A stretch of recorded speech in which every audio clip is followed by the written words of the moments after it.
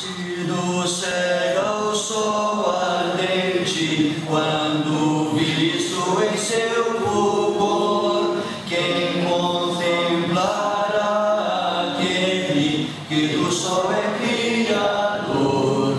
Patriarcas nem profetas o chegarão a avistar, nem Adão chegou a vê-lo antes mesmo de pecar. Luz pra qual o sol é trevas, quem te pode contemplar? Nossos olhos dos humanos não te pode encarar. Fogo em cima, larga santa, sarça ardente no Sinai, são figuras só da glória do Senhor eterno Pai. Para termos nós com Ele franca e doce comunhão, Cristo Filho fez-se carne, fez-se nossa redenção, para que na glória eterna nos viremos sem véu. Cristo padeceu a morte, nova entrada abrindo ao céu.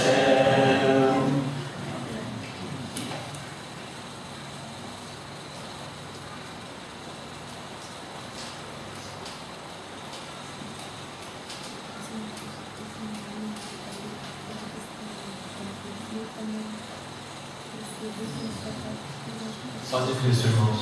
Amém. A leitura de hoje está em 2 Crônicas, no capítulo 32, versículos de 6 a 8, na página 350.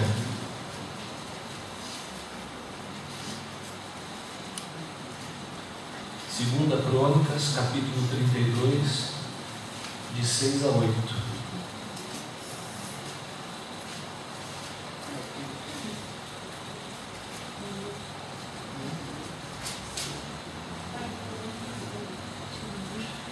Numerou sobre o povo oficiais militares e os reuniu na praça, junto à porta da cidade, animando-os com essas palavras: sejam fortes e corajosos, não tenham medo nem desanimem por causa do rei da Síria e do seu enorme exército, pois conosco está um poder maior do que o que está com ele. Com ele está somente o poder humano, mas conosco está o Senhor, o nosso Deus, para nos ajudar e para travar as nossas batalhas. E o povo ganhou confiança com o que disse Ezequias, rei de Judá. Oremos.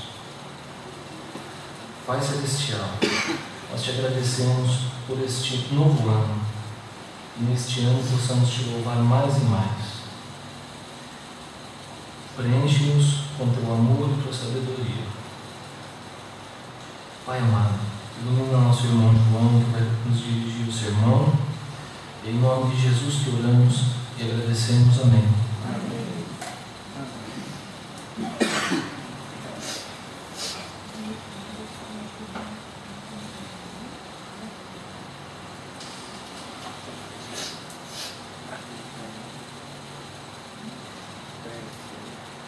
Seja bem-vindo cada um, especialmente hoje à noite, com poucas pessoas presentes. Muitas pessoas estão viajando, muitas pessoas fazendo visitas para parentes, amigos e tudo. É bom ter todos vocês aqui hoje à noite. Nós temos visitas conosco hoje à noite, visitas de sempre do passado, a dona Silvana com a Sr. Flávio, Tiago e Bruna, da igreja de Salto Pirapora. Estamos felizes com a sua presença conosco hoje à noite. E nós temos conosco Elisângela Neves, que foi batizada nessa congregação no ano 2002, eu acho que foi mais ou menos. Foi dia 11 de agosto de 2002. 11 de agosto de 2002. Ela mora em São Paulo, trabalha lá Ela encontrou-se com uma certa pessoa batizada, evidentemente para a remissão dos pecados, para nascer de novo, entregar sua vida a Jesus. Lismar está com ela hoje à noite. Eles estão planejando um casamento logo, dia 22 de janeiro, aqui nesse salão. Então todos estão convidados, vamos ter um casamento logo. Vamos planejar muito bem para tudo isso.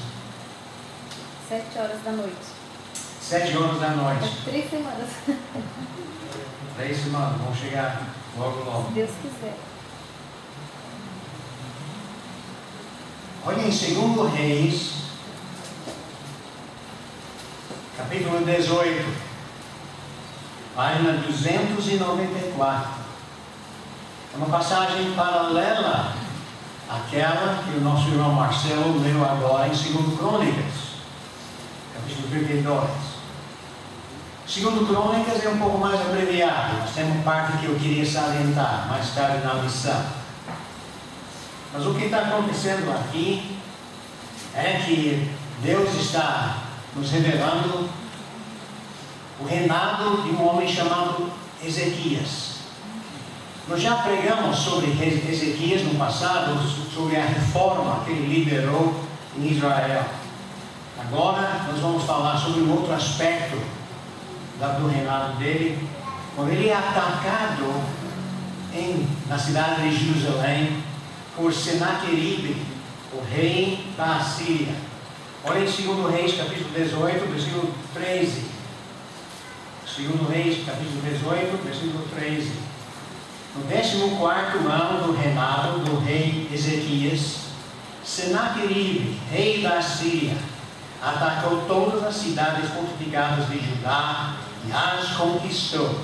Este rei, pelo menos o antecessor dele, Salmaneser, em versículo 9 desse capítulo, conquistou o reino do norte, o reino de Israel.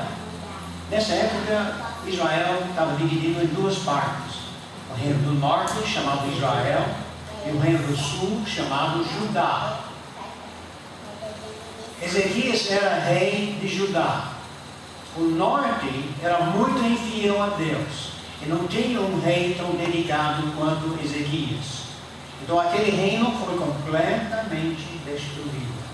A cidade de Samaria foi conquistada e todas as outras cidades. O povo foi levado ao cativeiro assírio. E a nação nunca foi restabelecida. O reino de Judá continuava. Mas ele, agora, Senaqueribe, em versículo 13, começa a atacar Jerusalém, e atacar as outras cidades do sul, não simplesmente ficando contente com a sua conquista do norte, ele agora está mudando contra o sul e querendo conquistar. Ezequias é o rei, um homem muito dedicado a Deus, e ele está querendo encorajar o povo a não enfraquecer diante desse rei. Mas o rei usa uma guerra de psicologia, de certa forma, contra Israel. Olha em 2 Reis, capítulo 18, versículo 19. O comandante de campo dos assírios lhes disse ao povo de Israel, ao povo de Judá e de Jerusalém: digam isto a Ezequias, ó povo, diga isso a Ezequias. Assim diz o rei, grande rei, o rei da Síria: em que você baseia sua confiança? Você pensa que meras palavras já são estratégia e poderio militar? Em quem você está confiando para se rebelar contra mim, rei da Síria? Você está confiando no Egito, aquele caniço quebrado que espeta e perfura a mão do homem que nele se apoia? Assim o rei, o faraó, rei do Egito, retribui a quem confia nele. Então ele está dizendo: olha, vocês devem se render a mim. Ele já está cercando a cidade, já está planejando um ataque, mas ele está usando a psicologia antes para desmoronar e desanimar o povo de Israel. Não tem estratégia, não tem poderio militar, não pode confiar no Egito. E mais embaixo, no versículo 23, ele diz: aceite, pois, agora o desafio do meu senhor, o rei da Assíria. Eu lhe darei 2.000 cavalos. Se você tiver cavalheiros para ele, homens para montar em cima desses cavalos. Vocês nem têm 2.000 cavaleiros nessa nação, e vocês estão tentando me defender contra mim. Eu vou conquistá-los. Vocês não têm nenhuma possibilidade de ganhar nessa guerra. Ainda mais, no versículo 26, então Eliaquim, filho de Elquias, Sebna e Joá, disseram ao comandante de campo, ao comandante, o general de guerra de Assíria: por favor, fala com teus servos em aramaico, porque entendemos essa língua. Não fales em hebraico, pois assim o povo que está sobre os muros o entenderá. O comandante, porém, respondeu: será que meu senhor enviou-me para dizer essas coisas somente para o seu senhor e para você, e não para os que estão sentados no muro? Que como vocês terão que comer as próprias fezes e beber a própria urina, se manter nesse cerco, vocês vão passar fome, vocês não vão ter para beber, nem para comer. A sua miséria está na sua frente. Vocês não têm estratégia, não têm poder militar, não podem depender do Egito, não podem fazer qualquer defesa contra mim, porque nem tem 2.000 homens para montar em 2.000 cavalos que eu posso lhe dar. E eu vou falar com o povo, para que o povo entenda que Ezequias está tentando iludir o povo, enganar o povo.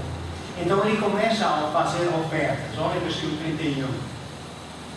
Não deem ouvidos a Ezequias, o rei de Jerusalém. Assim diz o rei da Síria: façam paz comigo e rendam-se. Imagine o diabo dizendo isso para você e para mim hoje. Estamos lendo isso para atualizar para a nossa vida hoje. Nós estamos sendo atacados nesse mundo.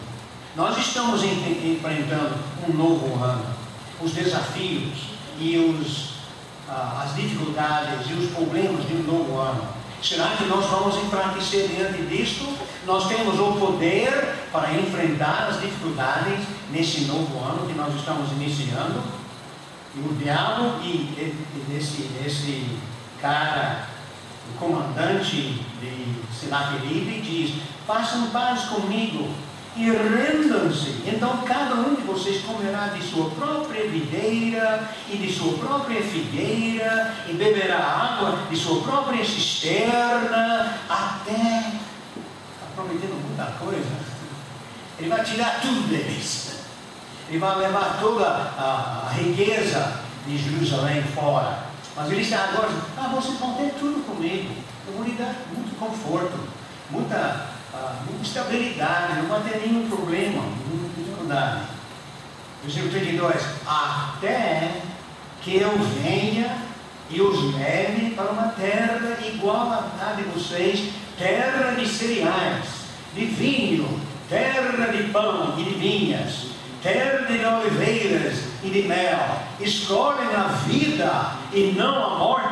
Não deem ouvidos a Ezequias, pois ele está iludindo quando diz: o Senhor nos livrará. O homem vai planejar conquistar Jerusalém e fazer a mesma coisa com Jerusalém que ele fez com a Samaria, com o reino do norte. Ele vai colocar anzóis nos narizes e levar cada pessoa para o cativeiro assírio. Colocar eles em nova terra, onde eles não são completamente estrangeiros, e vão tirar eles de Judá para nunca mais voltar. É isso que ele está dizendo, mas querendo dizer: vai ser muito bom para vocês vão gostar de tudo que eu vou lhe dar. Vou lhe dar tanta tranquilidade no meio de tudo isso. Zombou